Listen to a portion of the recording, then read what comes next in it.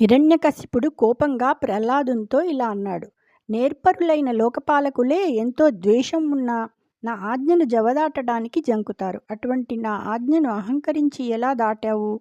గొంతు చించుకొని అంత గట్టిగా వైకుంఠుడు దుర్జయుడు అని నొక్కి చెబుతున్నావే, ఆ వైకుంఠుడు వీరుడైతే నేను దేవతలను చంపుతుంటే ముడుచుకుని కూర్చోకుండా నాతో యుద్ధరంగానికి రావాలి కదా. ఆచార్యోక్తముగాక బాలురకు మోక్షాసక్తి పుట్టించి నీ వాచాలత్వము జూపి విష్ణు సహితున్వర్ణించి మధ్యైత్యవంశాచారంబులు నీరు చేసితివి మూఢాత్ముకుల ద్రోహి నిన్నీచుంజంపుట మేలు చంపి కులమున్నిర్దోషముంజేసెదన్. గురువుగారు చెప్పకుండానే నీవు బాలురకందరకు మోక్షాసక్తిని కలిగించావు. నీ మాటకారితనంతో శత్రువైన విష్ణువును వర్ణించి నా దైత్యవంశాచారాలను బూడిదపాలు చేశావు.